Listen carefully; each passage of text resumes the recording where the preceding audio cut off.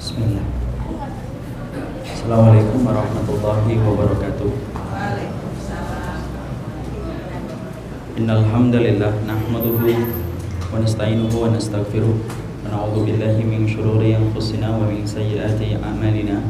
May yahdihillahu fala mudilla lahu wa may yudlil fala hadiya lahu.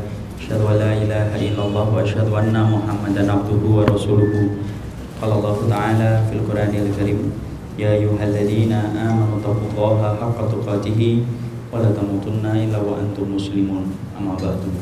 Fa inna asdaqal hadisi kitabullah wa khairul hadyi hadyu Muhammadin sallallahu alaihi wasallam. Wa syarrul umuri muhdatsatuha fa inna kulla muhdatsatin bid'ah wa kulla bid'atin dhalalah wa kulla dhalalatin finnar. Jemaah yang semoga Allah rahmati dan Allah berkahi, alhamdulillah senantiasa kita bersyukur kepada Allah atas seluruh kenikmatan yang Allah telah berikan kepada kita selaku hambanya. Siapapun yang mereka senantiasa bersyukur, maka terhindarkan dari sifat takabur dan sifat sombong. Karena barang siapa yang dia bersyukur, dia tahu kenikmatan yang dia dapatkan, kehebatan yang dia peroleh, status istimewa yang dia dapatkan semata-mata pemberian dari Allah, sehingga dia bersyukur, menafikan sifat takabur dan sifat sombong yang ada di dalam hati dan hidupnya. Inilah yang menjadikan kita bersyukur kepada Allah, karena semua kehebatan yang kita dapatkan di dalam hidup dan jiwa kita, kehebatan itu hanyalah titipan Allah kepada makhluknya, yang pasti Allah akan tanyakan kepada kita kelak pada waktu hari kiamat. Orang yang mereka tawadhu, yaitu adalah mereka yang senantiasa bersyukur dengan segala ketaatan dan ibadah-ibadah mereka kepada Allah. Jemaah yang semoga Allah rahmati dan Allah berkahi, sesungguhnya di dalam kehidupan kita mengerti bahwasanya untuk membuat sesuatu memerlukan racikan-racikan khusus. Apapun itu, selalu ada racikan yang harus diperhatikan supaya menghasilkan sesuatu. Kalau kita membuat nasi goreng, maka perlu racikan yang tepat antara bawang merah, bawang putih, garam dan kecap, dan kemudian nasi, sampai kemudian kita mendapatkan dan menghasilkan nasi goreng yang enak untuk kita santap dan kita konsumsi. Sama pula ketika kita membuat martabak pun juga ada racikan yang benar, supaya ketika daun bombay bertemu dengan telur, bertemu dengan daging, dan bertemu dengan cuka, menghasilkan martabak yang lezat untuk dikonsumsi dan dinikmati. Artinya segala sesuatu ada racikan yang benar supaya menghasilkan sesuatu yang kita nikmati dan kita konsumsi. Kalau kita sepakat bahwasanya makanan itu perlu racikan-racikan khusus, maka sama pula bahwasanya ibadah kita kepada Allah itu perlu racikan yang benar supaya menghasilkan ibadah yang betul-betul diridhai oleh Allah. Karena ibadah itu bukan hanya kita beribadah, tetapi ketika kita beribadah maka harus ada racikan yang harus diperhatikan supaya menghasilkan racikan-racikan yang bermanfaat di dalam kehidupan kita beribadah kepada Allah. Orang yang beribadah tetapi tidak memiliki racikan yang benar, ibadahnya akan menjadi hambar dan bisa jadi jauh dari ridhonya Allah ketika dia tidak meracik hatinya sesuai dengan apa yang telah diperintahkan oleh Allah. Oleh karenanya Syekhul Islam Imam Ibnu Taimiyah lalu berkata, Syekhul Islam Ibnu Taimiyah lalu mengatakan, sesungguhnya beribadah kepada Allah itu di dalam hati perlu 3 racikan, di mana racikan ini akan bermanfaat bagi hati seorang manusia dan seorang hamba ketika dia beribadah kepada Allah. Siapapun yang dia beribadah kepada Allah, hatinya tidak memadukan 3 racikan ini, maka pasti akan jatuh di dalam kesesatan. Entah dia menjadi khawarij, entah dia menjadi murjiah, entah dia menjadi zindik. Karena sesungguhnya gagalnya kita meracik 3 komponen di dalam hati menyebabkan kita menyimpang di dalam kita beribadah kepada Allah. Apa yang harus diperlukan ketika kita meracik hati kita supaya ibadah kita ini menjadi ibadah yang dahsyat di hadapan Allah? Para ulama Syekhul Islam Ibnu Taimiyah berkata, ditegaskan kembali oleh Syekh Shalih Fauzan di dalam kitabnya Kitabut Tauhid, bahwasanya racikan 3 yang dibutuhkan hati beribadah kepada Allah. Yang pertama, khauf, yaitu adalah takutnya kita kepada Allah. Jadi sesungguhnya kita diperintahkan untuk senantiasa takut kepada Allah. Hati apabila dia tidak punya rasa takut kepada Allah, tidak akan lahir ketaatan, tidak akan lahir meninggalkan dosa. kalau dia tidak punya takut kepada Allah. Makanya sampai Allah memerintahkan kita untuk berupaya supaya kita takut kepadanya dari segala siksa. Bahkan Allah detailkan penjelasan azab neraka di dalam Quran dan hadis, tidak lain dan tidak bukan supaya kita menjadi hamba yang takut kepadanya.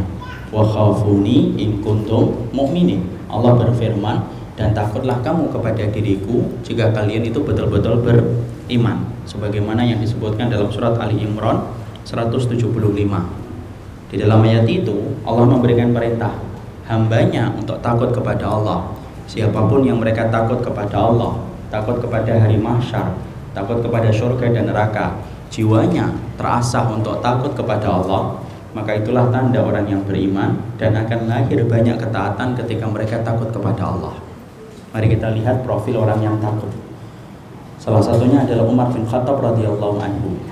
Umar bin Khattab radhiyallahu anhu, ketika beliau punya rasa takut yang besar kepada Allah, sampai urusan yang kecil menjadi besar bagi orang yang takut kepada Allah. Dikatakan oleh beliau, salah satu pernyataan beliau yang terkenal ketika beliau mengatakan, wa inni la khasyitu anna syatan matat ala satil furati wa ana sa'iluha anha. Takutnya Umar bin Khattab sampai beliau itu pernah sedih ketika ditanyakan apa alasan dia bersedih. Lalu kemudian Umar bin Khattab menjawab, aku takut ketika aku menjadi khalifah dan menjadi pemimpin, ada kambing yang terpleset di pinggir sungai Efrat, dan kemudian saya ditanya oleh Allah, kenapa kambing itu sampai mati, terpleset, terseret air sungainya Efrat. Masya Allah. Karena kemudian Masya Allah, tidaklah lahir perkataan itu kecuali karena takutnya seorang Umar bin Khattab kepada Rabbnya, sampai urusan kambing di sungai Efrat yang begitu jauh dari tempat tinggalnya beliau itu dipikirkan oleh beliau karena khawatir akan menjadi sebab tergelincirnya beliau di dalam kehidupan akhiratnya. Itulah orang yang takut. Makanya wajar kan, Umar bin Khattab adalah seorang sahabat yang paling banyak menangis karena takutnya beliau kepada Allah. Sampai Ibnu Jauzi menceritakan, sesungguhnya Umar bin Khattab fisiknya idza daraba asma, kalau sudah memukul menyakitkan. Fa idza takallama asma, kalau sudah ngomong menggelegar suaranya. Fa idza masya asra, Umar bin Khattab itu kalau sudah jalan cepat, tidak bisa lelet Umar bin Khattab radhiyallahu anhu. Tapi Masya Allah, Umar bin Khattab di pipinya ada garis menghitam, disebabkan takutnya beliau kepada Allah, sering menangis sampai tangisan itu karena seringnya beliau meneteskan air mata sampai membekas di pipinya hitam, dan itu kelihatan di pipinya Umar bin Khattab hingga beliau meninggal dunia. Itulah gambaran orang yang takut. Jadi Masya Allah, takut itu pokok kebaikan. Makanya sampai Nabi mengatakan, man khafa adlaja, siapapun mereka yang punya rasa takut kepada Allah, dia akan bergegas untuk menuju ke kampung akhiratnya dengan amal soleh yang dia kerjakan. Wanita yang takut menutup aurat. Laki-laki yang takut bangun di tengah malam membangunkan istrinya. Seseorang yang takut dengan hartanya, dia mendermakan di jalan Allah supaya tidak menjadi hisab yang panjang. Orang yang takut sumber pokok kebaikan dalam kehidupan manusia, karena takut apabila diracik dengan benar, tidak berlebihan, akan menciptakan pribadi yang betul-betul beriman. Sampai Allah tadi mengatakan, wa khafuni in kuntum mu'minin, takutlah kalian kepada diriku, kata Allah, in kuntum mu'minin, jika kalian itu betul-betul beriman. Racikan yang pertama apakah cukup? Tidak. Racikan yang pertama ini tidak cukup, harus kemudian ditambah dengan racikan yang kedua. Racikan yang kedua yaitu adalah sifat roja, bahwasanya ketika kamu takut kepada Allah, jangan melulu takut. Karena kalau kemudian kita menjadi hamba yang melulu takut kepada Allah dalam semua perkara ketakutan, maka kita menjadi khawarij. Khawarij itu adalah mereka yang beranggapan bahwasanya dosa besar mengekalkan pelakunya di dalam neraka. Sifat khawarij. Makanya mereka mengkafirkan setiap orang apabila melakukan dosa besar, mereka katakan kafir dan kekal di dalam neraka. Itulah khawarij. Dan rata-rata khawarij mereka punya rasa takut yang besar kepada Rabbnya, tetapi takutnya melampaui batas, sehingga kemudian dia jatuh dalam perkara keyakinan yang batil, menganggap pelaku dosa besar tidak diampuni oleh Allah. Itulah sifat khawarij. Maka harus kemudian diimbangi dengan sifat roja. Roja yaitu adalah berharap kita kepada Allah, bahwasanya ketika kita terkadang ketika sudah takut sama Allah, tapi ternyata kita masih kadang-kadang melakukan dosa dan melakukan kemaksiatan, maka ketika sudah jatuh dalam dosa, kubang maksiat, jangan berhenti berharap sama Allah, jangan putus asa dari rahmatnya Allah.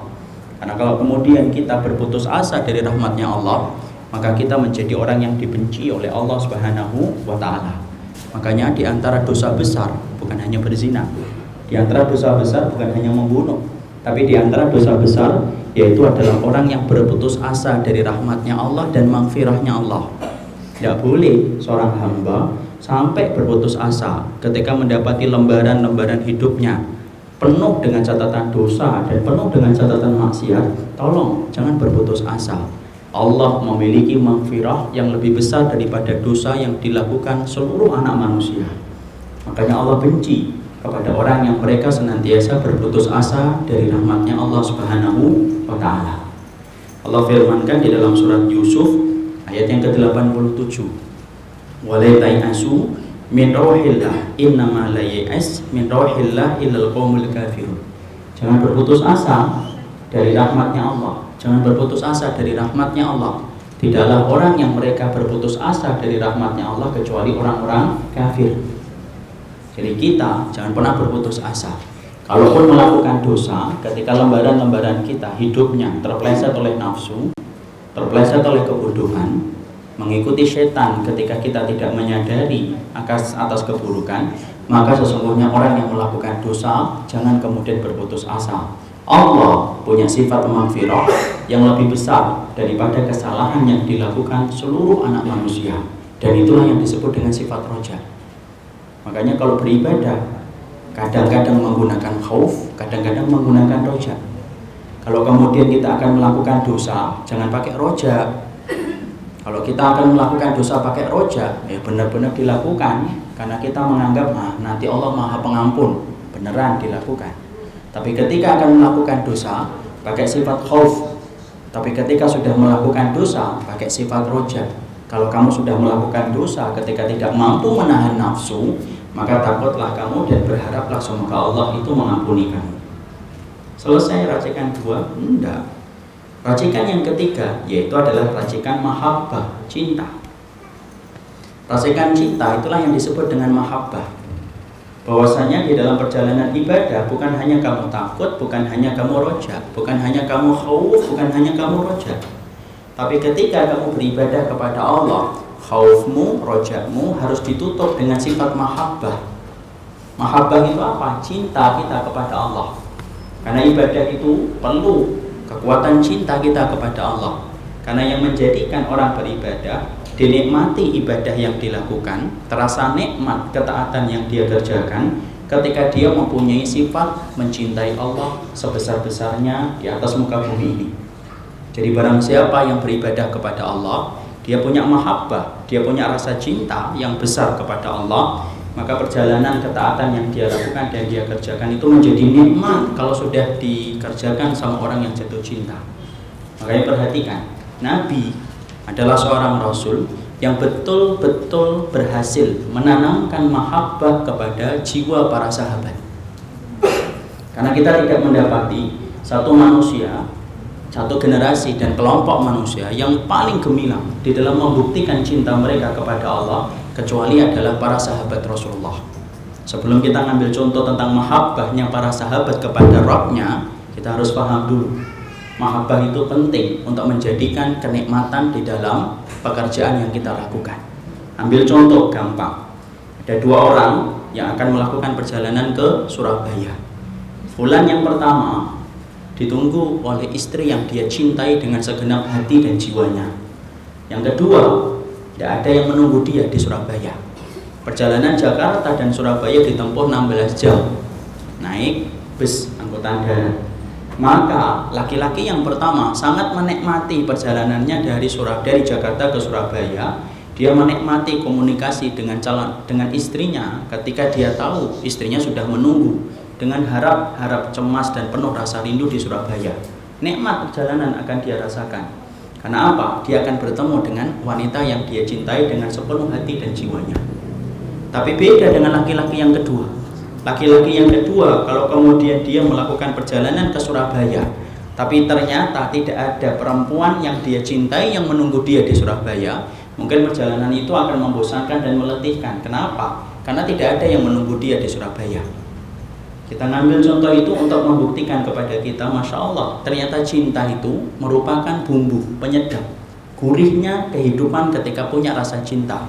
Seseorang akan tersenyum ketika dia cinta kepada seorang wanita yang telah dinikahi. Sebaliknya, seorang perempuan rela mengikuti kemauan laki-laki yang telah menikahinya walaupun berkorban dengan apapun, karena sesungguhnya bersama dengan orang yang dia cintai itu membuat hidupnya menjadi nikmat. Itulah pentingnya mahabbah. Kalau cinta antara makhluk dengan makhluk ternyata sudah sebesar ini, maka wallahi cinta kita kepada Allah apabila hanya punya sifat khauf, hanya punya sifat roja, tapi tidak memiliki sifat mahabbah yang benar, yaitu karena Allah, maka kita ini akan hambar beribadah kepada Allah.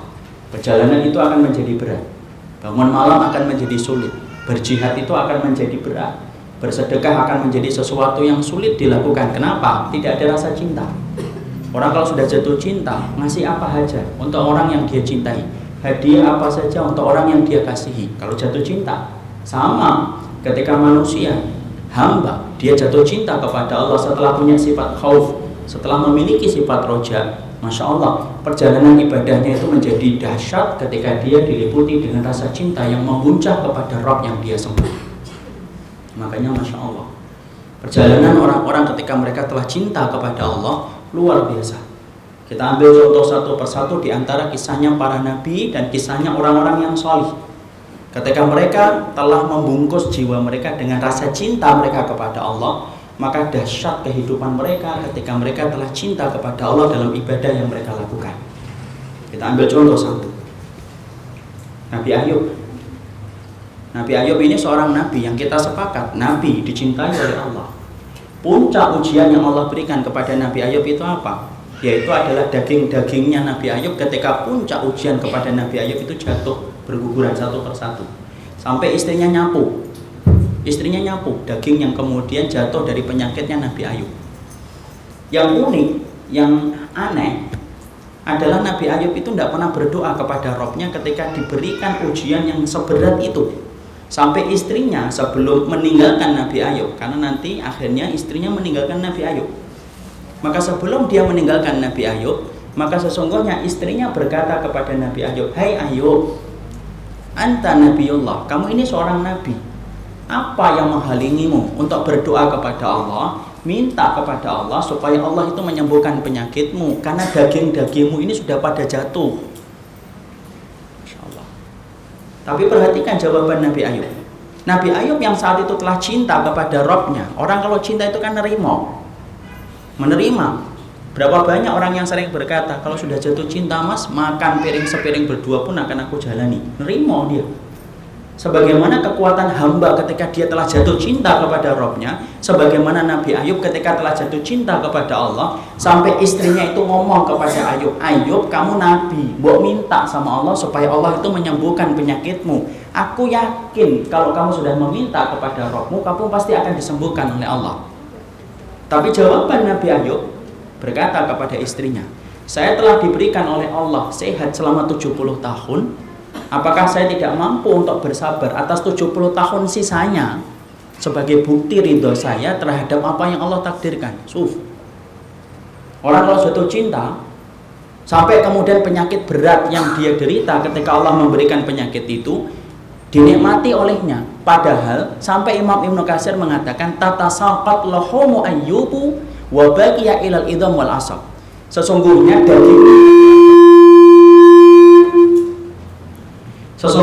dagingnya Nabi Ayub itu berjatuhan. Yang tersisa itu hanya tulangnya dan beberapa urat syarafnya yang kelihatan. Selebihnya tulang. Tapi kemudian istri seorang nabi sampai berkata, "Kamu ini kebangetan Ayub. Kamu itu nabi, mintalah kamu kepada Allah supaya Allah menyembuhkan penyakit yang kamu derita, karena aku yakin kalau kamu berdoa kepada Allah pasti akan disembuhkan oleh Allah." Tapi jawaban Ayub membungkam mulut istrinya dan berkata, "Allah berikan aku 70 tahun sehat. Apakah aku tidak mampu untuk kemudian bersyukur 70 tahun sisanya?" Insya Allah. Ini loh, orang yang kemudian mereka telah cinta kepada Rabb-nya, sesungguhnya cinta mereka kepada Rabb-nya menjadikan mereka itu betul-betul menikmati kehidupan iman mereka dan ibadah mereka. Sampai ketika Allah memberikan ujian yang berat dalam kehidupan mereka, mereka nikmati itu sebagai bentuk kebaikan dalam hidupnya mereka. Kita lihat kembali kisah-kisah yang luar biasa yang terjadi kepada para sahabat ketika mereka cinta kepada Allah. Ada kisahnya Julaibib. Kita tahu Julaibib pada seorang sahabat yang tidak berperawakan tinggi, berperawakan pendek, fisiknya biasa banget. Kalau kemudian tidak dikatakan buruk wajahnya. Sampai-sampai gadis-gadis di Madinah itu saling berkata, kalau mereka itu dilewati laki-laki Muhajirin dan Ansar, mereka sering berkata, kalau ada di antara kalian nanti yang dilamar oleh Julaibib, jangan diterima ya, karena pasti tidak akan bahagia kalau kamu menerima pinangan dari Julaibib. Julaibib ini melamar banyak perempuan tertolak. Di sini kita lihat ada orang-orang yang mungkin biasa di mata kita, tapi bisa jadi dia mulia di hadapan Allah. Julaibib ngelamar banyak wanita tertolak. Sampai kemudian akhirnya Rasulullah SAW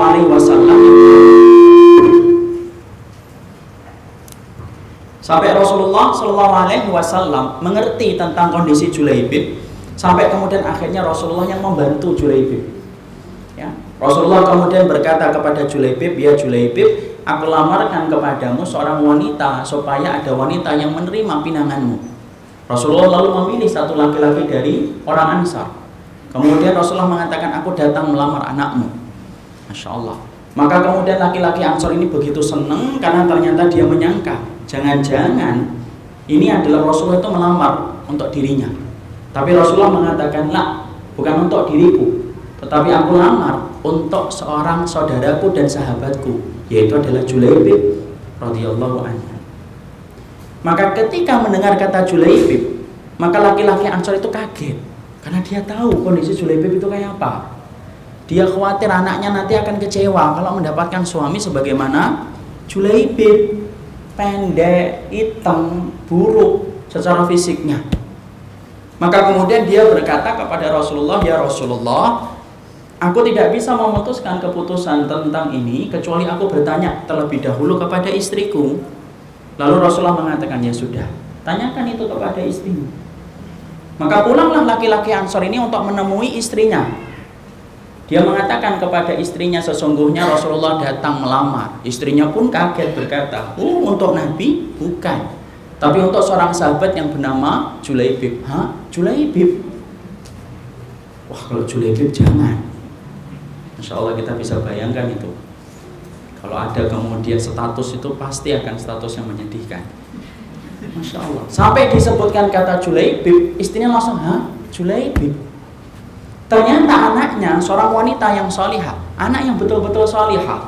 Dia mendengar bahwasanya Nabi melamarkan untuk dirinya seorang laki-laki, Julaibib, di mana perempuan itu ternyata tahu betul bahwasanya itu adalah dilamarkan oleh Rasulullah. Lalu kemudian beliau keluar dari kamarnya berkata kepada kedua orang tuanya, Ataruddina, apakah kamu akan tolak apa yang telah disampaikan oleh Rasulullah, apa yang telah ditawarkan oleh Nabi? Bukan sikap itu seorang mukmin dan seorang mukminah ketika telah datang keputusan dari Rabb-nya dan Rasul-nya. Masya Allah. Sudah, aku terima lamaran Julaibib, insya Allah fa innahu la yudayyi'uni. Saya yakin Julaibib adalah laki-laki yang tidak akan menyia-nyiakan diriku karena telah dipilih oleh Rasulullah untuk menjadi suamiku. Masya Allah. Dahsyat wanita-wanita Ansar. Lalu kemudian akhirnya nikah. Julaibib ini menikah dengan laki-laki, dengan wanita yang telah dipilihkan oleh Rasulullah. Selama ini tertolak oleh banyak akhwat, tertolak oleh banyak perempuan, sampai akhirnya menikah dengan seorang wanita. Belum sempat dia mencampuri wanita yang kemudian telah dipilihkan oleh Rasulullah, dia mendengar Rasulullah SAW mengumandangkan dengan berkumandang jihad di jalan Allah. Maka kemudian akhirnya Julaibib belum mencampuri wanita yang sudah lama dia impi-impikan untuk menikah dengan seorang wanita. Dari ratusan wanita yang pernah menolak dirinya, tapi setelah dia mendapatkan wanita itu dia nikahi, dia mendengar Nabi, di mana Nabi itu menyerukan dengan kalimat jihad untuk memanggil para sahabat berjuang di jalan Allah. Maka apa yang terjadi? Julaibib meninggalkan istrinya, dia meminta izin terlebih dahulu kepada istrinya untuk kemudian membantu Nabi di dalam perjuangan jihad fisabilillah. Berperanglah kemudian itu dalam perang Uhud. Lalu kemudian apa yang terjadi ketika dalam peperangan tersebut? Akhirnya setelah usai, Rasulullah bertanya kepada para sahabat, atafqaduna syai'an? Kalian kehilangan seseorang atau tidak? Para sahabat laki-laki pun tidak ada yang terlalu memperdulikan Julaibib. Mereka berkata, nafkidu fulanan, wa nafkidu fulanan. Ya Rasulullah, kami kehilangan fulan, kami kehilangan fulan, dan kami kehilangan fulan. Rasulullah mengulang kembali, karena Rasulullah tidak mendengarkan jawaban-jawaban itu yang disampaikan oleh para sahabat.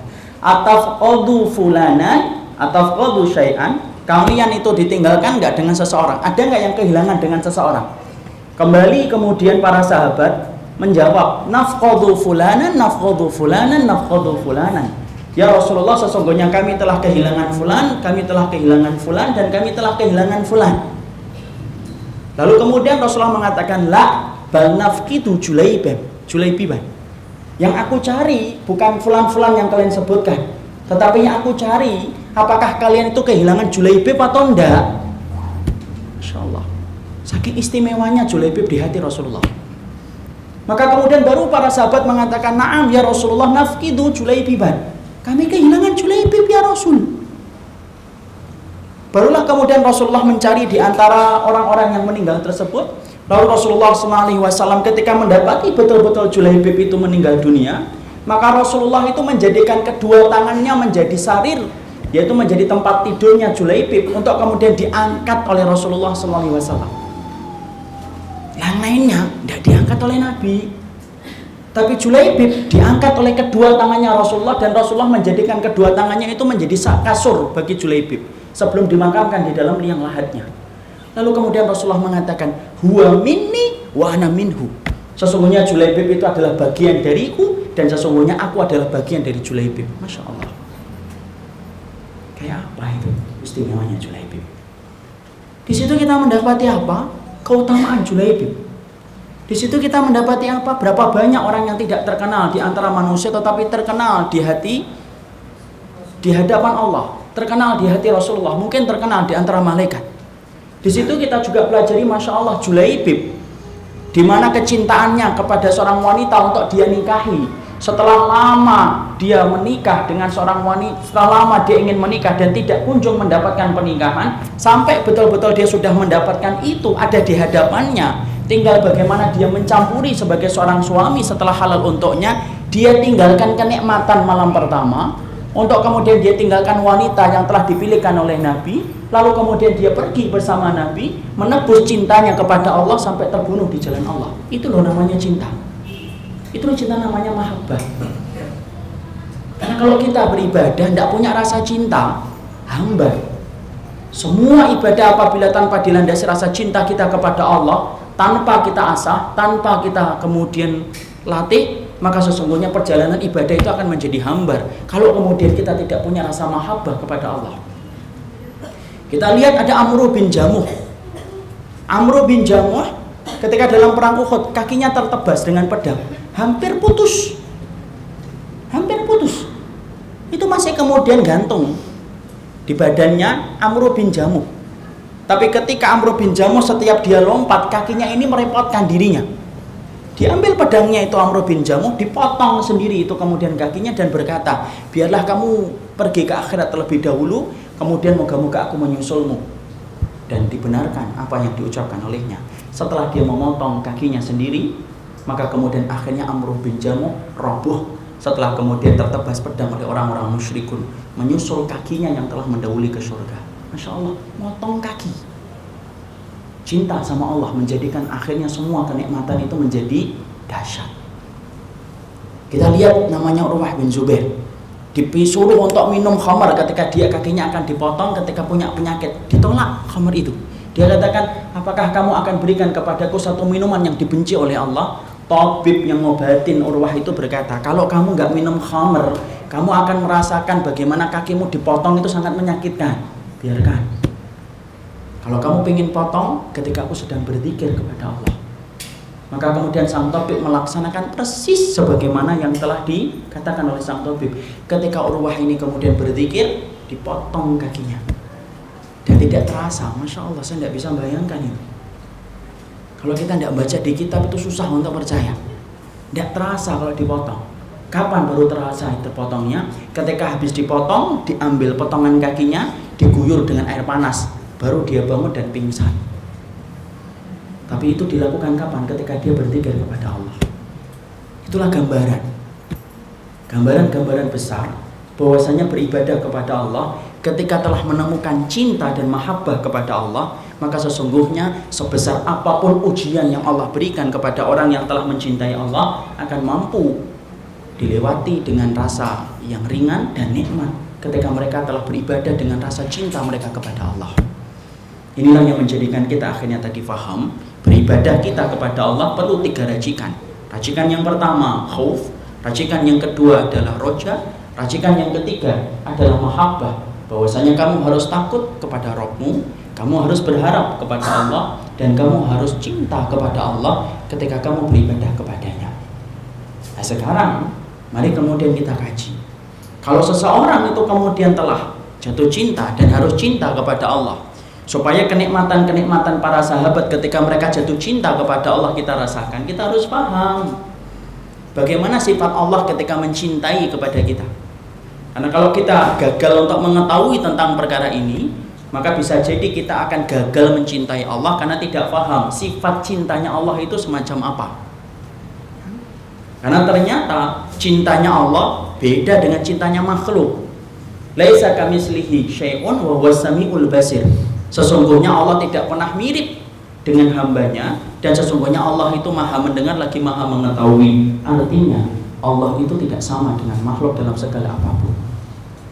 Maka ketika kita telah menetapkan bahwasanya kita harus cinta kepada Allah dalam segala ibadah kita dan ketaatan kita, maka kita harus paham bagaimana konsep cinta yang benar dan apa yang harus dihadapi ketika seseorang itu telah menetapkan Allah menjadi Rabb yang dia sembah. Maka mari kita artikan dulu, mahabbah itu artinya apa sih?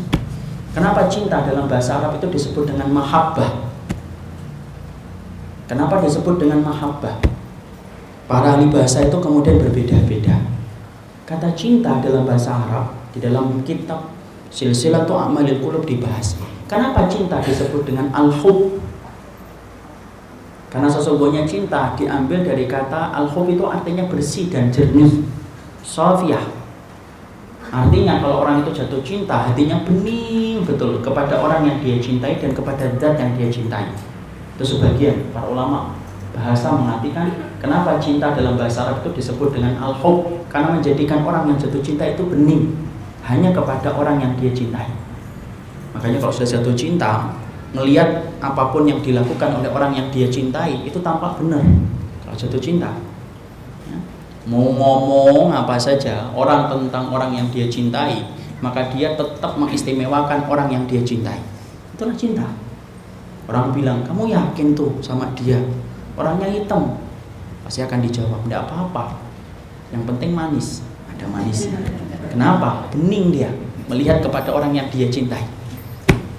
Orangnya bau, tidak apa-apa, yang penting pintar. Orangnya kasar, tidak apa-apa, kasarnya sama orang, kalau sama saya tidak pernah kasar.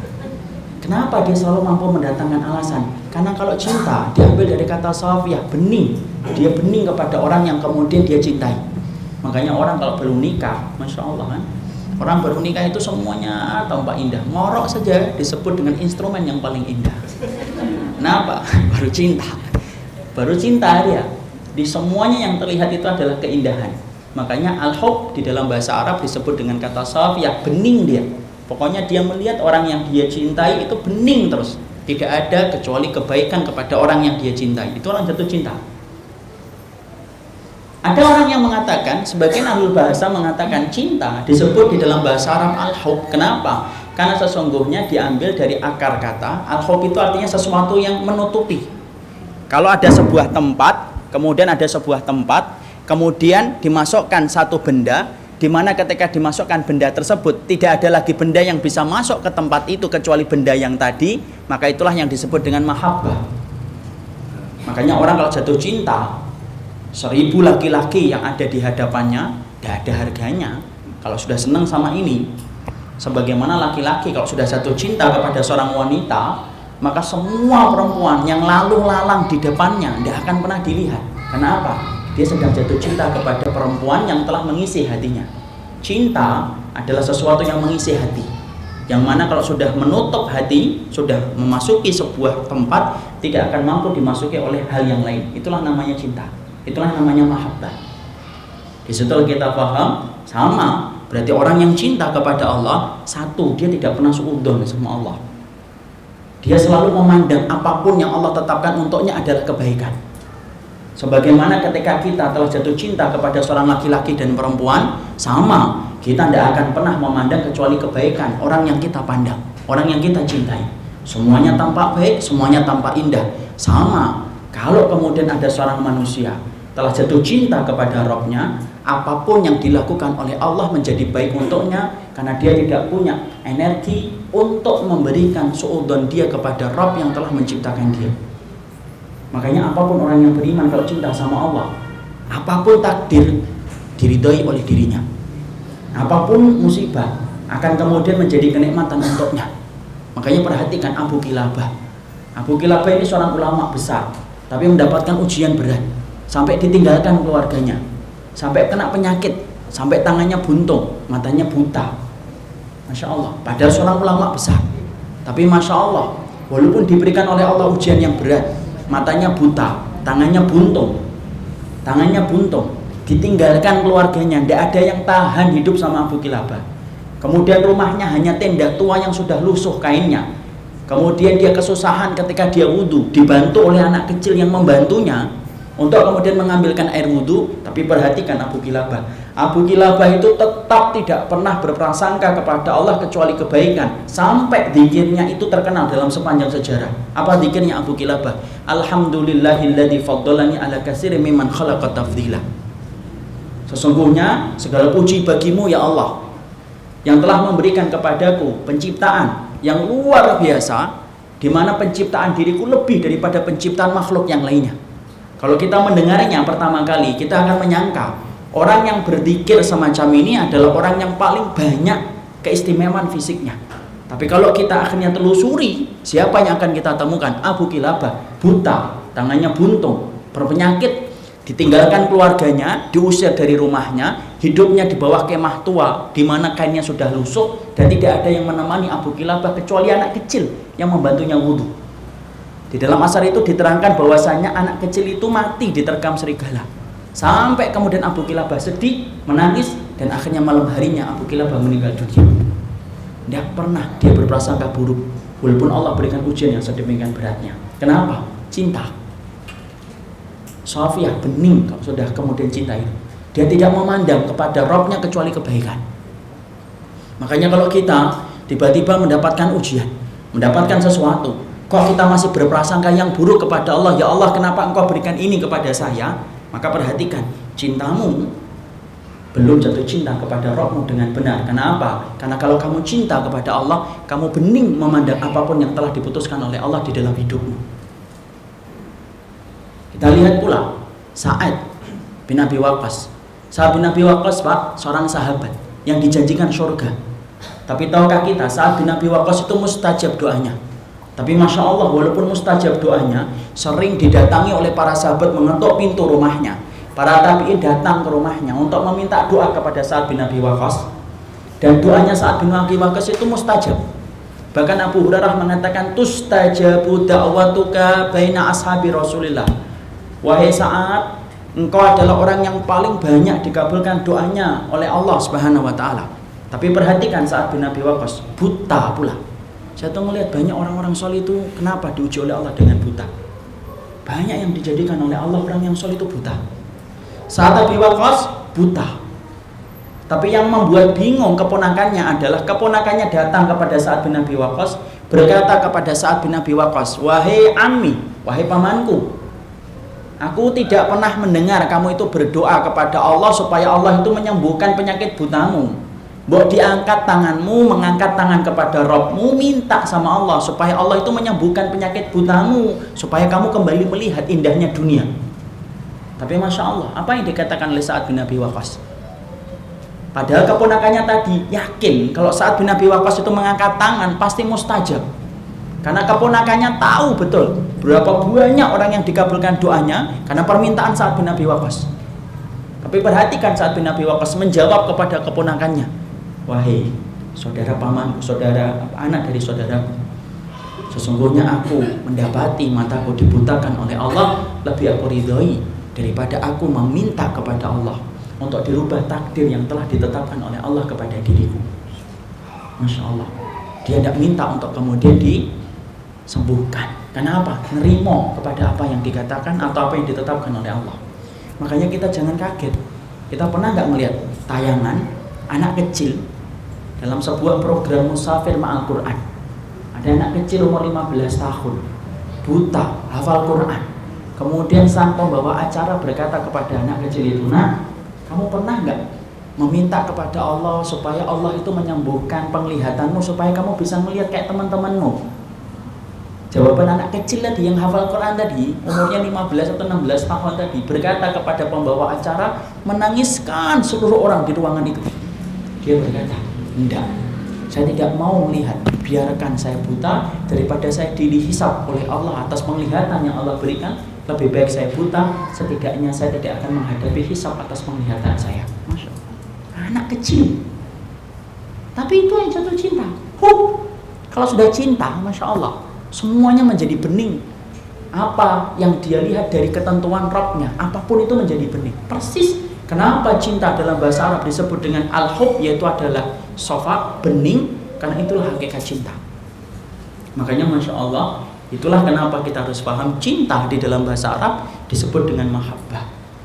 Maka kita harus paham, setelah kita mengenal definisi cinta, maka kita harus paham cintanya Allah itu beda dengan cintanya makhluk. Cinta Allah itu beda, betul. Bagaimana kemudian cintanya Allah itu berbeda dengan cintanya kepada makhluk. Cinta makhluk kepada makhluk pasti kita akan membahagiakan. Tidak ada orang yang cinta kepada istrinya, dia akan menyakiti istrinya, menempeleng istrinya, menendang istrinya. Karena itu cinta antara makhluk dengan makhluk. Kita pingin supaya orang yang kita cinta itu senang, urusannya gampang. Seorang suami rela naik motor ke kantornya, tetapi suaminya naik mobil kemana-mana. Padahal suaminya naik motor kemana-mana. Kalau ditanya, kenapa nggak bawa mobil, Pak? Mobil saya buat istri, Ustadz, biar ngaji. Coba. Itu manusia, itu makhluk. Yang senyum-senyum berarti tidak pernah minjemin mobilnya kepada istrinya. Jadi kemudian, kalau cinta makhluk kepada makhluk, maka sesungguhnya dia akan memberikan fasilitas kepada orang yang dia cintai. Seorang ibu, seorang istri kalau jatuh cinta kepada suaminya ketika suaminya sakit, dia rela tidak tidur untuk menjaga suaminya supaya suaminya ketika terjaga ada obat yang harus dia minum. Kenapa? Cinta. Karena cintanya makhluk kepada makhluk ingin membahagiakan makhluk yang dia cintai. Itu makhluk. Tapi beda. Cintanya Allah dengan cintanya makhluk itu tidak pernah sama. Innallaha la yushbihu bil makhlukin. Sesungguhnya Allah itu tidak pernah sama konsep cintanya kepada makhluk sebagaimana Allah tidak pernah sama dengan apapun dari makhluknya. Kita harus paham konsep cintanya Allah ketika sudah jatuh cinta kepada Rabb, kepada makhluknya. Rasul menyampaikan kepada kita, kalau Allah itu jatuh cinta kepada makhluknya, dikatakan oleh Allah, dikatakan oleh Rasulullah, innallaha idza ahabba 'abdan asal innallaha idza ahabba qauman ibtalahu fa in radiya falahu ridha wa in sakhita falahu sakhat. Kalau cinta makhluk dengan makhluk selalu ingin membahagiakan dan memberikan fasilitas kepada wanita dan laki-laki yang dia puja dan dia cintai, itu makhluk. Tapi perhatikan ketika Allah, zat yang kita sembah, ketika Allah itu jatuh cinta kepada makhluknya, Allah itu kemudian Rasulullah mengabarkan bagaimana Rabb yang dia sembah ketika jatuh cinta. Maka kemudian Rasulullah bersabda, sesungguhnya Allah ketika telah jatuh cinta kepada hambanya, maka sesungguhnya Allah itu justru menguji hamba yang Allah cintai. Diuji. Kalau kemudian hamba itu ketika dia telah dicintai oleh Allah, kemudian dia ridho terhadap ujian yang Allah berikan, Allah akan memberikan ridho yang lebih besar dari apa yang dia berikan. Tapi kalau dia murka kepada ujian yang Allah berikan, Allah akan lebih murka dari ujian yang Allah berikan kepadanya ketika dia murka. Nah, di sini kita paham. Oh, berarti konsepnya cinta Allah dan konsep cintanya makhluk itu beda. Ya. Jadi jangan pernah kita menganggap bahwasanya ketika antum dicintai oleh Allah lalu dijadikan kaya, lalu antum menganggap itu dicintai oleh Allah, salah. Kalau ada orang yang dimudahkan urusannya kemudian dia langsung menepuk dada dan berkata saya ini dicintai oleh Allah karena Allah menggampangkan urusan saya, belum tentu. Karena Rasulullah jelas bersabda kepada kita, innallaha idza ahabda qauman, Allah kalau sudah cinta kepada makhluknya, Allah justru akan mengujinya. Allah akan menyulitkan hidupnya. Allah akan memberatkan hidupnya sebagaimana Allah ketika jatuh cinta kepada setiap nabi dan para rasul. Maka ketika hamba yang Allah cinta itu ridha terhadap apa yang telah Allah berikan, maka Allah pun akan ridha kepadanya ketika hamba itu ridha diuji. Dan apabila sebaliknya hamba itu ketika murka kepada Allah atas ujian yang Allah berikan, Allah itu jauh lebih murka daripada murka yang dia berikan terhadap ujian yang Allah sampaikan. Jadi di sini kita paham, supaya kemudian kita ngerti dulu. Oh, ternyata orang yang Allah cintai dan Allah betul-betul sayangi mereka, Allah ketika telah betul-betul jatuh cinta kepada seorang hamba, justru Allah sulitkan, Allah beratkan, Allah sukarkan hidupnya. Karena begitulah konsep cintanya Allah. Makanya tidak ada yang mampu menanggung cintanya Allah kecuali orang-orang yang mereka itu punya himmah yang kuat, punya kekuatan yang gede. Karena tidak ada yang mampu menanggung cintanya Allah kecuali orang yang kuat. Karena ujiannya berat. Makanya sampai Nabi kemudian bersabda di dalam hadis yang lainnya, inna asyaddan nasi balaan. Nabi ditanya, ya Rasulullah, siapa orang yang paling besar ujiannya di dalam hidup? Nabi tidak mengatakan orang kafir. Harusnya orang yang paling keras ujiannya kan orang kafir. Mereka tidak pernah berzikir sama Allah kok. Mereka tidak pernah menempelkan keningnya untuk bersujud sama Allah. Mereka tidak pernah bangun di tengah malam ketika yang lain tertidur. Mereka tidak pernah zikir pagi dan mereka zikir petang. Tidak pernah. Harusnya mereka yang disulitkan karena mereka durhaka kepada Rabb-nya setiap waktunya dan setiap kesempatan. Tapi Nabi ketika ditanya oleh seorang sahabat, man asyaddan nasi balaan ya Rasulullah. Ya Rasulullah, tolong terangkan kepada kita ya Rasulullah, siapa orang yang paling keras ujian hidupnya dalam kehidupan ini ya Rasulullah? Nabi kemudian mengatakan, al-anbiya'u fal-anbiya'u, summal amsalu fal-amsalu. Idza kana dinuhu syiddatan ubtuliya syiddatan, idza kana dinuhu riqqatan ubtuliya ala hasbi dinihi. Fama yabrahul abdu bil balai hatta yamshi alal ardi wa ma alaihi khati'ah. Sampai Rasul kemudian bersabda, orang yang paling keras di dalam hidupnya, paling berat ujiannya, yaitu adalah para nabi dan para rasul. Dan orang-orang yang mengikuti para nabi dan para rasul. Kalau ada orang yang imannya kuat, kokoh, tegar, maka Allah akan memberikan ujian yang semakin kuat kepadanya. Tetapi apabila kemudian ada orang yang ringan betul imannya, Allah kasihkan ujian berdasarkan ringannya itu kepada dirinya. Dan tidaklah orang yang Allah cintai yang Allah kemudian berikan ujian. Kenapa Allah berikan ujian terus? Supaya dalam kehidupannya rontok satu persatu dosa disebabkan ujian yang Allah berikan, sampai-sampai dia jalan di atas muka bumi tidak ada lagi kesalahan yang dia bawa karena sudah dirontokkan dengan besarnya ujian kepada mereka. Makanya para nabi kelak ketika mereka dihisab oleh Allah, tidak tersisa itu maksiat mereka, tidak tersisa kekurangan mereka dan dosa mereka, tidak ada. Kenapa? Besarnya ujian yang Allah berikan kepada mereka di dunia menjadikan rontok segala dosa yang telah mereka lakukan, dan ketika mereka ditimbang tidak ada yang berat kecuali adalah kebaikan. Itu konsep cintanya Allah. Kita harus paham ini dulu. Kenapa? Karena kalau sudah dalam kehidupan ini belum tentu kita ini kadang-kadang mampu untuk menerjemahkan dalam kehidupan kita. Semakin orang yang beriman, semakin orang itu sholih, bukan semakin mudah Pak, tapi semakin kita beriman dan semakin sholih untuk membuktikan cinta kita kepada Allah, kita mengkoreksi hidup kita. Masya Allah, justru banyak sedihnya. Jangan orang itu menggampangkan, nanti kalau sudah belajar sunnah nanti gampang kok insya Allah. Memang gampang sunnahnya, tapi ujiannya itu pasti berat.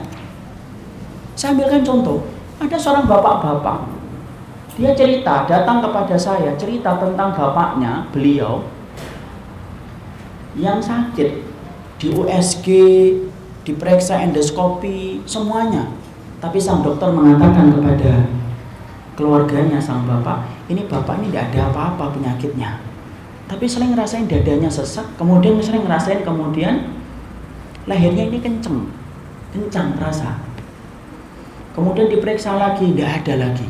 Diperiksa lagi, tidak ada. Lalu kemudian kemungkinan besar itu adalah kena sihir. Kita harus ingat, sihir itu fitnah yang tidak pernah absen dalam setiap zaman, dalam setiap waktu. Makanya Nabi saja disihir oleh siapa? Labid bin A'sam. Akhirnya apa? Sepakat. Bapak ini punya 3 anak. Kemudian dibawa pulang. Yang datang kepada saya itu yang sudah ngaji, anak yang ketiga. Dia cerita, anak saya, akhirnya bapak saya dibawa pulang, Ustaz. Ketika dibawa pulang, saya sudah menyarankan, ayo kita bawa saja ke Ustaz untuk diruqyah dengan ruqyah yang benar, supaya apabila kekhawatiran kita bahwasanya beliau kena sihir itu mampu diobati dengan cara yang syar'i, yaitu adalah ruqyah. Karena dia sudah ngaji. 2 kakaknya tidak pernah ngaji. Ketika mendengar kata ruqyah, tidak terlalu yakin. Akhirnya apa? Kedua kakaknya berkata, tidak usah diruqyah, kita bawa aja ke orang pintar biar cepat selesai. Adiknya menolak. Setiap menolak, ditolak lagi oleh kedua kakaknya. Kenapa? Karena secara ekonomi kedua kakaknya lebih kaya daripada adiknya yang kecil.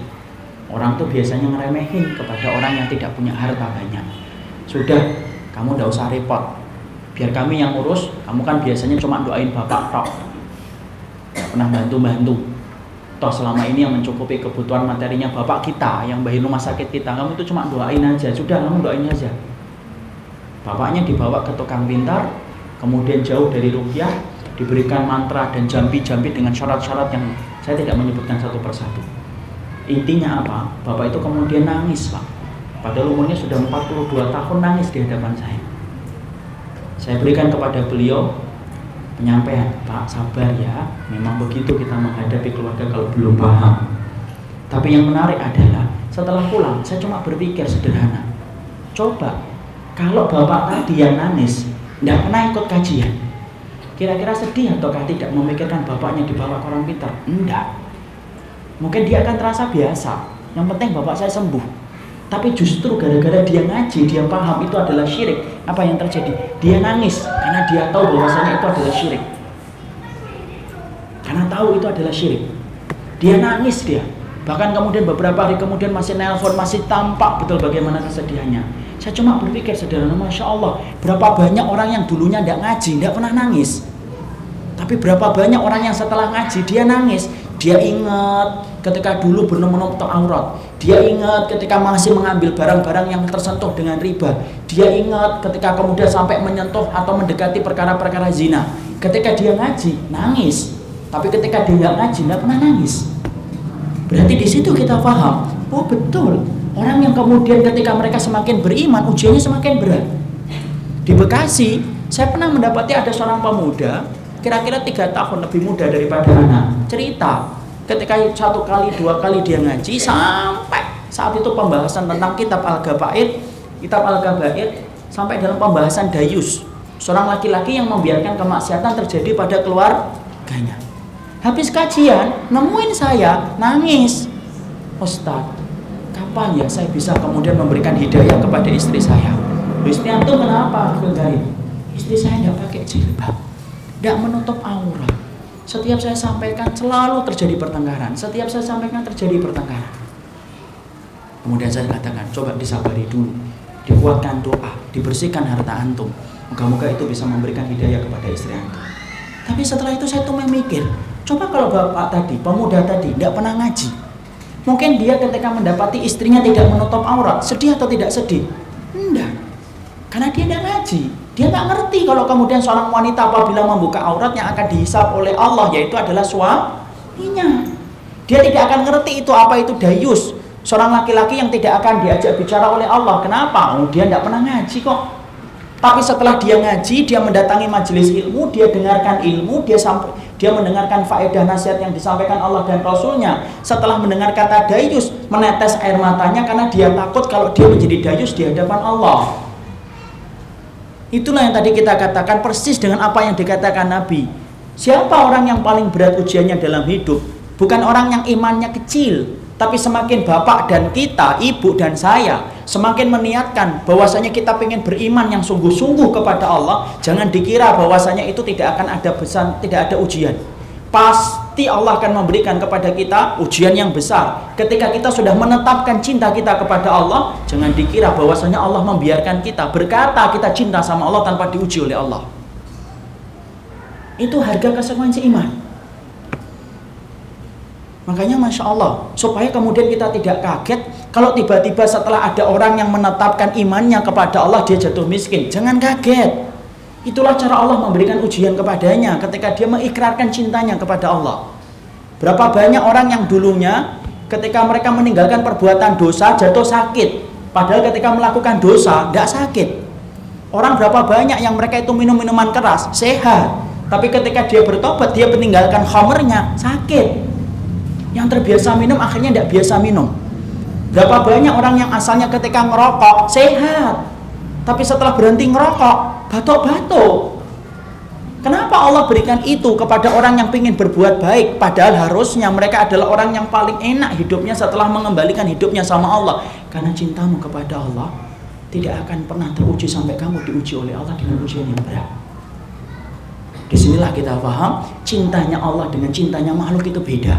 Cintanya makhluk memberikan kemudahan, memberikan fasilitas kepada orang yang Allah cintai. Cintanya Allah karena tidak semacam itu, tetapi cinta Allah kepada seorang hamba justru Allah akan mengujinya dan mengujinya. Makanya Nabi sampai berkata, siapa yang paling keras ujiannya dalam hidup bukan orang kafir, tapi orang yang paling keras ujiannya dalam hidup yaitu adalah para nabi dan orang-orang yang mengikuti dan meretah jalannya para nabi. Nah sekarang mari kita pahami kenapa Allah itu menguji, sebelum nanti kita membahas apa yang akan betul-betul menguji kehidupan cinta kita. Maka kemudian kita harus pahami hikmahnya. Kenapa Allah ketika mencintai seorang hamba itu Allah mencintai itu dengan mengujinya? Ya, karena setiap hikmah harus diambil. Orang yang mengambil hikmah atas setiap ketetapan yang dipilih oleh Allah, maka kita harus memahami hikmahnya supaya kita tidak suudzon kepada Allah. Orang yang suudzon kepada Allah, ingat salah satu di antara sumber kerusakan iman adalah orang yang suudzon kepada keputusan Rabb-nya. Ya, makanya kita harus paham. Kenapa hikmahnya Allah kalau jatuh cinta kepada makhluknya, kenapa Allah itu ketika cinta kepada makhluknya itu Allah memberikan ujian? Kalau kita tidak paham tentang masalah ini, Masya Allah, kita akan menggugat Allah. Kita akan kemudian tidak merasa ridho terhadap keputusan Allah ketika kita tidak sadar diberikan ujian oleh Allah, padahal ujian itu mempunyai hikmah yang sangat besar. Nah, ini kejadian kisah nyata. Bapak saya cerita. Bapaknya cerita tentang kisah seorang dai. Ini seorang dai di salah satu kota kecil, yaitu di Kudus. Dai temannya bapak juga seorang dai. Beliau punya seorang teman, seorang dai, diberikan ujian oleh Allah dengan ujian yang berat.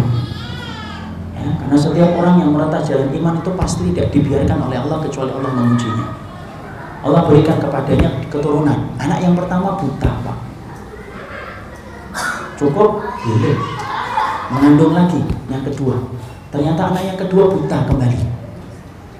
Ya, saya tidak tahu secara medisnya bagaimana, mungkin para dokter yang bisa menjawab, tapi kemungkinan mungkin ada virus tokso yang ada di rahimnya yang tidak ketahuan pada zaman itu tahun 70-an. Itu kan 60-an 70-an itu belum banyak dunia medis berkembang. Anak yang kedua buta, Pak. Anak yang ketiga diharapkan itu normal, tapi apalah daya ketika punya anak yang ketiga buta. Anak yang ketiga buta, 1 buta, 2 buta, 3 buta. Padahal kita sepakat, tidak ada orang tua yang membayangkan anaknya itu lahir cacat mental ataupun kurang. Setiap orang tua ketika mengandung istrinya pasti mengharapkan anaknya normal, karena anak itu menjadi perhiasan bagi orang tua. 3 anaknya buta. Bapak cerita, kamu tahu nak, ketika 3 anaknya itu buta, sudah mulai limbung, dia sudah mulai linglung. Lalu kemudian dia datang ke rumahnya bapak dan ngomong, ini gimana kok? Anak saya pertama buta, anak yang kedua buta, anak yang ketiga buta. Padahal bapak saya saat itu juga mendapatkan ujian yang hampir sama beratnya. Kemudian bapak saya memberikan kepada beliau, yaitu adalah sebuah nasihat untuk menasihati, sekaligus menasihati untuk dirinya beliau. Karena saya ceritakan, insya Allah bukan dalam tanda apa-apa, supaya kita ngerti ujian itu pasti datang ke dalam kehidupan kita. Bapak saya pun diuji saat itu. Anak pertamanya bapak, kakak saya yang pertama, Down syndrome, cacat mental.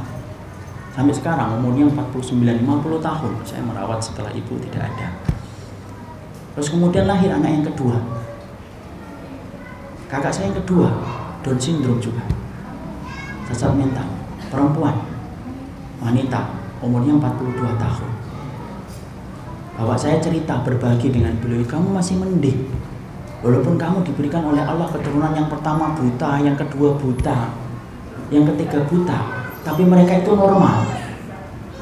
Bayangkan dengan anak, maka sesungguhnya saya itu diberikan oleh Allah ujiannya lebih berat. Anak yang pertama cacat mental, anak yang kedua cacat mental. Dan saat itu kata bapak tidak pernah tahu kalau kemudian ibu akan bisa mengandung kembali. Bapak sama ibu sudah pasrah, ya sudah, kalau dikasih oleh Allah Down syndrome dua-duanya, sudah, kita sabar di sisa hidup kita. Dan saat itu saya masih ingat, bapak dan ibu meminta doa, kalau mereka diwafatkan oleh Allah, mereka ingin diwafatkan setelah dua anaknya itu meninggal dunia. Ya, tapi masya Allah, temennya yang dai, yang ketiga ini buta, terus kemudian berharap, ya moga-moga kemudian anak pun nanti kalau saya dikasih keturunan lagi, moga-moga yang keempat itu tidak buta. Qadarullah, hamil istrinya, anak yang keempat, bareng dengan saya kehamilannya. Ya, ibu saya ngandung bareng dengan ibunya beliau. 4 itu lahir saya, saat itu pun tidak ketahuan apakah saya Down syndrome ataukah tidak. Beliau yang itu langsung ketahuan, dokternya langsung berkata ini buta. Kenapa? Anak yang buta pak kalau baru lahir, makanya mata anak itu digini-gini kan, tidak bisa melirik kanan, tidak bisa melirik kiri. Setelah beberapa hari pun tidak bergerak bola matanya. 4 anaknya buta. Saya lahir dan sampai 1 tahun 2 tahun belum ketahuan apakah normal ataukah tidak. Sampai kemudian akhirnya mulai normal, kelihatan 3 tahun 4 tahun kata cerita bapak. 5 tahun kamu ketahuan kalau normal. 6 tahun 7 tahun sampai sekarang. Adapun tadi temannya bapak, 4-empatnya buta. 4-empatnya buta. Apa yang terjadi? Maka diajak bapak, dipeluk bapak untuk kemudian memahami hikmahnya. Udah deh, ayo kita pahami hikmahnya saja. Mungkin Allah cinta sama kamu, Allah berikan ini sebagai ujian untukmu. Tapi masya Allah tidak masuk ke dalam hatinya dan jiwanya. Maka apa yang terjadi? Maka beliau akhirnya tinggalkan dakwah. Jadwal khutbah Jumat tidak pernah diamalkan, tidak pernah dipenuhi. Dia kemudian yang punya jadwal kajian-kajian bareng-bareng bapak, tidak mau mulai ngajar. Setiap adzan berkumandang, dia tarik ini kemudian kursinya, dia taruh itu di depan rumah, dia sengaja untuk berduduk. Dilihatin orang itu kemudian kalau pergi ke masjid. Hari Jumat, orang berbondong-bondong ke masjid, dia sengaja di depan, tidak kemudian ke masjid. Kalau kemudian disampaikan Pak ke masjid, di masjid tidak ada siapa-siapa. Sampai kemudian akhirnya dia mendatangi beberapa muridnya, ketika ada beberapa jamaahnya beliau datang kepada beliau. Kemudian dia tanya, kalian tuh kalau berdoa sama siapa? Jamaahnya menjawab, sama Allah. Allah itu tidak ada. Lalu saya minta anak itu 1 yang normal aja tidak dikasih kok. Saya tuh minta cuma 1, tidak apa-apa deh saya terima yang 3 buta. 1 saja minta yang normal, tidak dikasih sama Allah. Berarti Allah itu tidak ada. Tidak usah letih-letih kalian itu berdoa, tidak usah lelah kalian itu berdoa. Tidak ada itu. Dan masya Allah, sampai beliau meninggal dunia, seakan-akan beliau telah murtad dari agamanya. 2 anaknya Pak saya kenal, 2 anaknya saya kenal. Baik. Walaupun nggak menghafalkan Quran, ya tukang pijet, tapi baik. Tapi masya Allah di situ kita ngambil pelajaran besar apa? Orang kalau tidak ngerti tentang konsep cintanya Allah ketika jatuh cinta, bisa menjadi orang yang terpuruk sangat luar biasa. Kalau kemudian dia tidak paham bahwasanya bagian ujian yang Allah berikan itu merupakan bagian dari cintanya Allah kepada makhluk. Makanya di situ kita paham, harus pahami dulu hikmahnya. Apa hikmahnya ketika Allah itu menetapkan cinta itu kok dengan kesulitan, supaya tidak kaget. Nanti baru belajar, oh ternyata ini tidak boleh, ini tidak boleh. Loh kok jadi susah sih? kerjaan kita jadi sulit. Nyari jodoh yang dulunya saya tinggal kenalan, minta nomor handphone, saya WhatsApp, selesai. Tapi kalau kemudian sudah ngaji, susah kan? Harus ta'aruf, harus tuker biodata. Nandornya cuma sebentar, nandor sebentar, setengah jam pulang. Padahal dulu saya nandornya itu bertahun-tahun saya nandor. Jadi susah. Ya kita harus paham dulu. Kenapa Allah kemudian ketika jatuh cinta kepada kita, Allah itu ketika jatuh cinta itu menyulitkan kita. Fahami dulu hikmahnya. Makanya sampai-sampai Imam Ibnu Qayyim mengarang sebuah kitab Syifa'ul Alil fi Masailil Qada'i wal Qadar untuk menjelaskan kepada kita hikmahnya apa sih yang harus kamu pahami kalau Allah itu jatuh cinta. Ketika Allah memberikan ujian. Kalau kamu tidak memahami kenapa Allah itu memberikan kesulitan kepada dirimu ketika Allah cinta sama antum, maka antum menjadi orang yang akan suudzon kepada Rabbnya antum, dan itu adalah timbul dan itulah yang menumbuhkan penyimpangan dalam agama. Makanya pahami dulu hikmahnya. Kenapa Allah kalau jatuh cinta sama saya, jatuh cinta sama bapak, jatuh cinta sama ibu, Allah sulitkan kita. Harus pahami hikmahnya. Karena apa? Tidak ada kejadian di atas muka bumi ini kecuali Allah memberikan kebaikan dan Allah tidak ingin memberikan kemudaratan bagi kehidupan manusia. Ya. Makanya pahami dulu apa hikmahnya ketika Allah itu mencintai mukmin tetapi menyulitkan dan memberikan ujian. Maka setidaknya kita akan membahas 4 saja. Ketika Allah itu jatuh cinta kepada hamba dan Allah itu mengujinya. Jadi ketika seseorang itu telah menetapkan Allah menjadi tujuan dalam kehidupan kita, maka Allah itu akan memberikan kita ujian yang bertubi-tubi ke dalam kehidupan kita. Maka pahami hikmahnya itu 4. Apa itu hikmahnya itu 4? Yang pertama, hikmahnya ketika kita diberikan oleh Allah cinta, ujian ketika Allah mencintai kita dan kita mencintai Allah. Yang pertama, Allah ingin menghapuskan dosa-dosa kita karena Allah tidak ingin hamba yang Allah cintai balik kepada Rabbnya ketika dia meninggal dunia dalam keadaan masih membawa dosa. Allah ingin bersihkan antum, Allah ingin bersihkan kita, Allah ingin bersihkan bapak dan ibu. Ketika salah satu di antara kita dicintai oleh Allah, Allah timpakan kepada kita ujian supaya dalam kehidupan yang singkat ujiannya itu cuma sedikit tetapi kenikmatannya besar pada waktu hari kiamat. Allah tidak ingin saya, tidak ingin ibu, tidak ingin bapak. Kalau kita dicintai oleh Allah, kita akan dihisap atas dosa dan maksiat itu kelak di akhirat. Allah tidak suka. Allah berikan kepada orang yang beriman yang Allah cintai, Allah berikan dalam kehidupan yang singkat, Allah berikan ujian supaya gugur setiap dosa dan kemaksiatan yang dia kerjakan dan dia lakukan, supaya kelak ketika dia menghadap kepada Allah, ringan dosanya, ringan hisabnya, ringan segala masalah pengadilannya, supaya dia cepat mendapatkan kenikmatan dari Rabbnya. Rasulullah SAW bersabda, "Ma yusibal muslima min wasabin wala nasabin wala hammin wala adha wala syaukatu yushakuha fil ardi illa kafarallahu biya khatayahu." Tidaklah seorang muslim yang dia mendapatkan kesulitan, mendapatkan kesukaran, mendapatkan sakit, mendapatkan perih sampai kakinya yang tertancap dengan duri, kecuali Allah menginginkan dari itu apa? Yaitu adalah Allah ingin menggugurkan dosa-dosanya. Ingat bapak dan ibu, tidak semua taubat kita ini nasuha, tidak semua istighfar kita ini khusyuk. Kalau kemudian taubat kita belum tentu nasuha, istighfar kita belum tentu khusyuk, belum tentu dosa-dosa kita itu akan gugur. Belum tentu dosa-dosa kita akan gugur. Makanya Allah ketika memberikan kepada kita ujian dalam kehidupan, kenapa? Supaya gugur segala dosa dan kemaksiatan yang kita lakukan di dalam hidup. Kita tobat, berapa kali kita tobat tetapi tidak nasuha. Kita kemudian istighfar, berapa kali kita istighfar, tapi Masya Allah lisannya beristighfar, hatinya memikirkan dunia. Tapi ketika seseorang itu kemudian mereka diberikan oleh Allah ujian, ketika mereka menetapkan iman dan sunnah menjadi pilihan hidupnya, Allah sulitkan mereka. Allah ingin satu, supaya kamu dalam kehidupan yang singkat gugur dosamu, supaya ketika ditimbang oleh Allah dalam keadaan yang ringan. Masya Allah. Makanya dulu saya cerita, ini moga-moga menjadi kebaikan untuk ibu. Saya tanya sama ibu, apa enggak pernah ya merasa berat? Setiap hari merawat 2 kakak, memandikan, menyediakan makan, tidur, Dan ibu tidak pernah pakai pembantu. Tidak pernah pakai pembantu, dikerjakan beliau sendiri. Mengganti pakaian, nyebokin setiap hari, bersihin kencingnya setiap waktunya, hampir 50 tahun Pak. Tapi Masya Allah ketika saya tanya, apa ibu tidak pernah merasa berat? Beliau pernah berkata, nak, kita sering sekali bertobat, tapi belum tentu nasuha.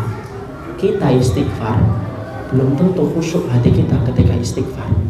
Tapi kita selama diberikan oleh Allah ujian sebentar saja, kamu tinggal satu saja, sabar, maka Allah membersihkan segala dosa dan kemaksiatan yang kamu kerjakan tanpa kamu memohon kepada Allah. Saya ingat betul apa yang dikatakan beliau. Padahal beliau, Masya Allah, saya tidak bermaksud mensucikan siapapun di hadapan Allah. 50 tahun beliau merawat kedua kakak saya dalam keadaan yang semacam itu. Karena kedua kakak saya tidak bisa mandiri, mandi tidak bisa sendiri, makan harus disiapkan, apapun harus dipersiapkan. Setiap waktu 24 jam, tidak pernah pisah dari ibu. Hanya 2 kali pisah, pertama ketika haji, yang kedua umrah. Selebihnya tidak pernah pisah, kemanapun diajak. Dan beliau menceritakan ketika saya tanya, apa tidak merasa berat ibu ketika dititipi dengan kedua kakak yang semacam itu sama puluhan tahun? Teman-temannya sering cerita habis ketemu cucu, beliau belum punya cucu. Tadi kemudian diajak anak-anak saya pergi ke sana, pergi kemari. Ibu berkata, anak saya cuma kamu, tidak ada yang lain. Tapi Masya Allah, beliau mengatakan, berapa banyak taubat, belum tentu nasuha. Berapa banyak istighfar, belum tentu khusyuk. Itu belum tentu menggugurkan dosa. Tapi selama kita diberikan ujian oleh Allah, satu, kamu sabar, maka akan gugur segala dosa dan kemaksiatan yang telah kamu kerjakan dalam hidup. Ini yang pertama. Yang kedua, sudah mau asar, sudah terasa. Ya, kita tambahkan sedikit. Yang kedua, ketika Allah menguji kita dengan kesulitan, yang kedua itu apa? Yaitu adalah Allah menginginkan supaya kita ini kembali kepadanya. Karena banyak orang ketika mereka dicintai oleh Allah, mereka sering lupa. Allah berikan ujian supaya mereka kembali ingat kepada Allah. Yang ketiga, kenapa Allah itu ketika mencintai kita, menyulitkan kita, memberikan ujian kepada kita? Yang ketiga, yaitu adalah ketika kita mendapati Allah itu punya sifat cemburu. Allah punya ghirah. Ghirah itu apa? Cinta, cemburu. Allah cemburu apabila makhluknya mereka sibuk dengan perkara-perkara yang bukan Allah. Mereka sibuk dengan dunia, mereka sibuk dengan kemudahan. Allah cemburu. Allah berikan kesulitan supaya setiap kita mendapatkan kesulitan, kita hanya asyik bersama dengan Allah ketika segala sesuatu tidak ada yang membantu kita. Yang keempat, hikmahnya, kenapa Allah berikan kepada kita ujian ketika Allah mencintai kita? Yang keempat, Allah sulitkan kita supaya maksimal nikmatnya kelak di akhirat. Ya. Allah a'lam bishawab. Kita baru membahas ini. Nanti insya Allah.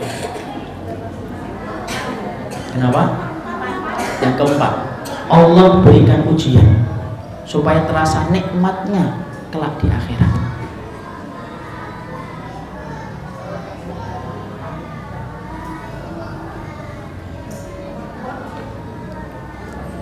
Yang kedua, Allah sulitkan. Allah kemudian sulitkan kita dalam cintanya Allah kepada kita. Sesungguhnya supaya kita kembali kepada Allah ketika diberikan ujian. Kadang-kadang kita diberikan nikmat, tidak ingat sama Allah. Tapi ketika kita diberikan ujian, justru kita ingat kepada Allah Subhanahu wa Ta'ala. Ini yang kita sampaikan. Walaupun kita baru membahas 4, insya Allah nanti kita akan teruskan. Ada 8 perkara yang selalu menguji cintanya manusia kepada Allah. Dimana dalam kesempatan kali ini kita belum cukup waktunya. Tapi nanti insya Allah kalau kita pada bulan berikutnya kita akan lanjutkan. Berarti kita lanjutkan. Ketika cintamu kepada Allah diuji, kita akan membahas apa 8 yang Allah siapkan untuk menguji cintanya kita kepada Allah. Tapi yang jelas di sini kita sudah paham. 1, cintanya Allah beda dengan cintanya makhluk. 2, kita harus paham hikmahnya. Kenapa cintanya Allah itu beda dengan cintanya makhluk. 4, cinta 4 hikmah yang Allah berikan kalau Allah itu menyulitkan kita ketika Allah menguji kita. 1, Allah ingin menggugurkan dosa. 2, Allah ingin supaya kita ingat kepadanya. 3, supaya kemudian kita tahu bahwasanya Allah itu punya sifat pencemburu yang besar. Kalau hambanya yang Allah cintai sibuk dengan perkara yang bukan datang dari Allah. Yang keempat, supaya Allah sempurnakan nikmat kelak di akhirat ketika kita sudah disusahkan di dunia. Inilah yang menjadi pembahasan kita dalam kesempatan kali ini. Selebihnya saya mohon maaf atas segala kekurangan dari apa yang kita kaji. Insya Allah nanti kita akan teruskan edisi yang kedua, bagaimana sifat Allah ketika memuji cinta seorang hamba. Ini yang kita sampaikan. Barakallahu fikum. Subhanakallahumma wa bihamdika asyhadu an la ilaha illa anta astaghfiruka wa atubu ilaika. Assalamualaikum warahmatullahi wabarakatuh.